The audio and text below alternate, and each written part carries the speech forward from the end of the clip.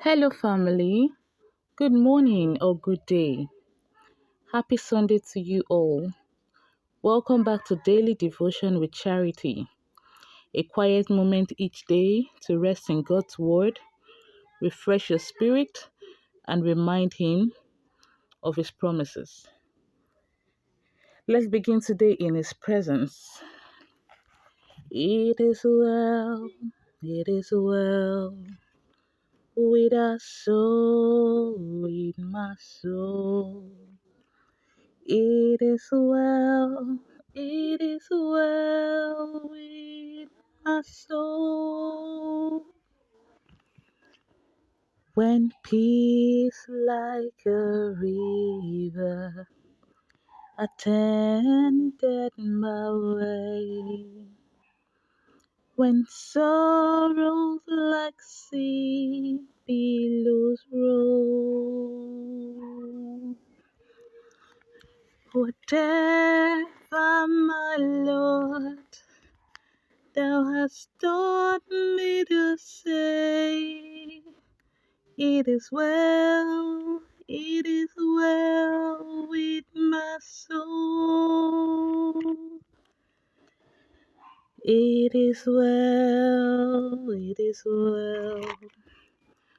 my soul, with my soul. It is well with my soul. Amen. Now let us pray. Heavenly Father, we come before you with a heart full of gratitude for your endless mercy. Thank you for not treating us as our sins deserve and for loving us with an everlasting love. Your mercy has covered our mistakes, healed our wounds, and restored our soul. Lord, we acknowledge our shortcomings and we ask for your forgiveness. Cleanse us and renew us with your spirit. Even when we fall, remind us that your mercy is new every morning and your faithfulness never fails. Let your mercy continue to speak for us where judgment should stand. Let it go before us in every battle and surround us in every season. In Jesus' mighty name we have prayed. Amen. Our topic for today is It Shall Be Well. It shall be well.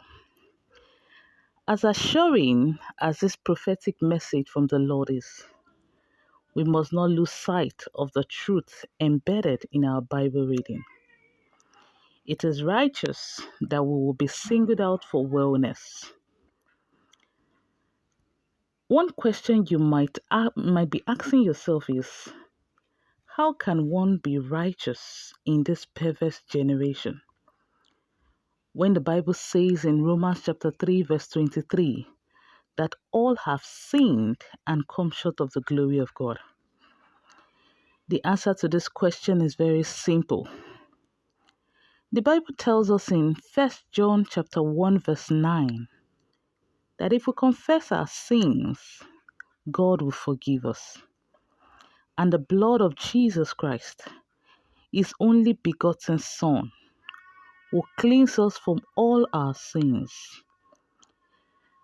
Isaiah chapter 64 verse 6 also says, "But we are all as an unclean thing, and all our righteousness are as filthy rags, and we all do fade as a leaf, and our iniquities, like the wind, have taken us away." The above scriptures establish the truth that we cannot cleanse ourselves and become acceptable to God by our own efforts. Only the righteousness of God, which is obtainable through Jesus Christ, who died for our sins, is acceptable to God. Philippians 3 verse 3 to 9.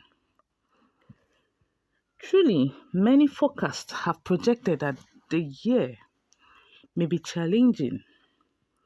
But I assure you that those who dwell in the secret place of the Most High shall abide under his shadow. Psalm 91 verse 1. And they will be shielded from any evil that may be lurking ahead. The Bible clearly says that God cannot behold iniquity. Habakkuk chapter 1 verse 13. This implies that you must have the righteousness of God through Christ if you want to access the secret place of the Most High.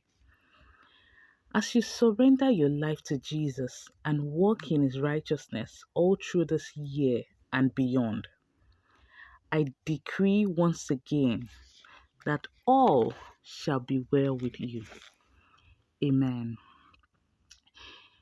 There are, however, certain things you must do intentionally in order to have a manifestation of this blessing in your life.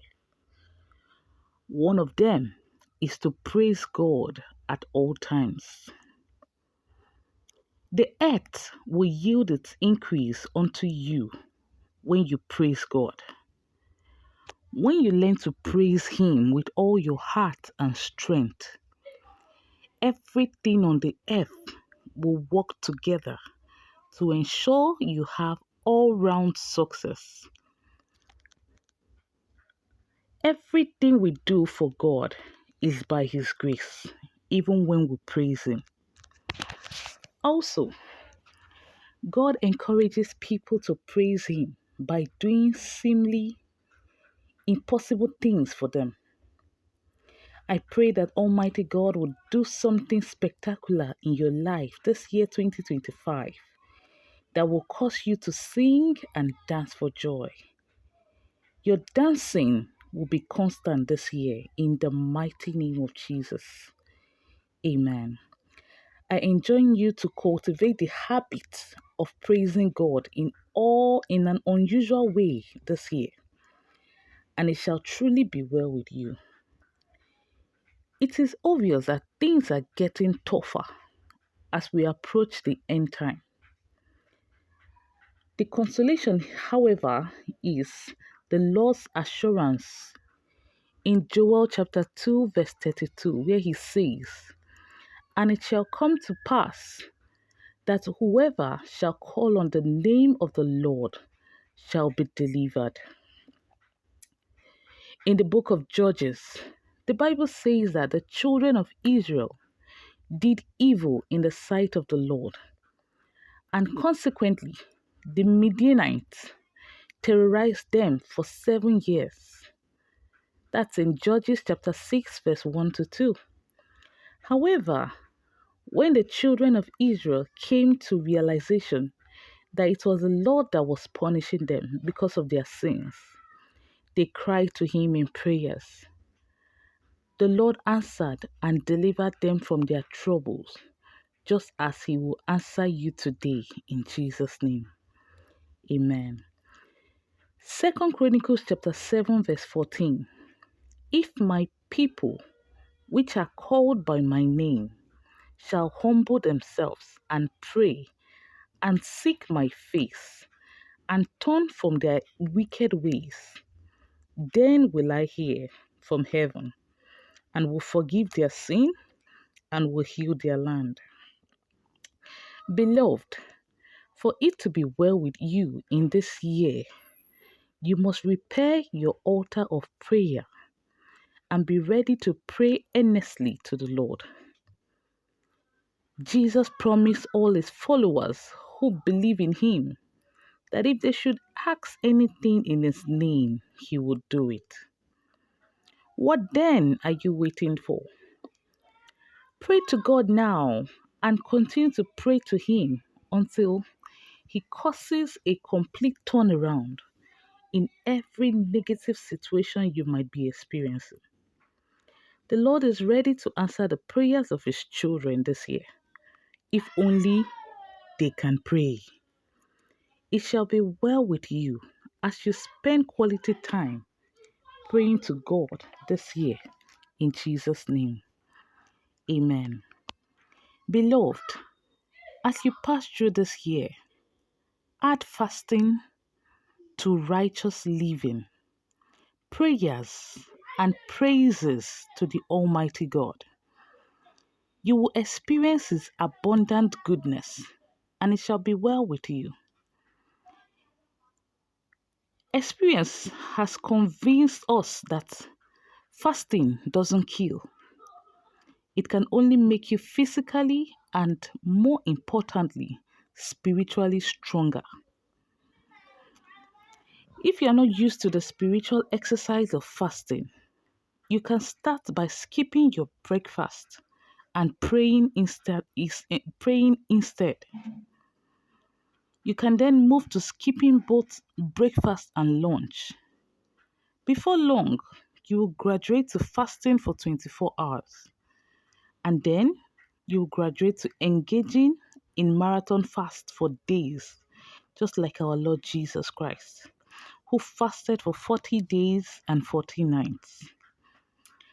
When you are fasting, you are bound to be hungry.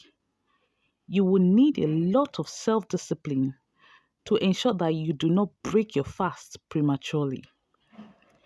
May God grant you the grace to fast and pray, and it shall indeed be well with you all through this year and beyond. Amen. Unfortunately, many people still live in poverty because they have not surrendered all to God, who is the only source of true prosperity that has no sorrow in it. The Bible makes us understand that man became poor as a result of sin.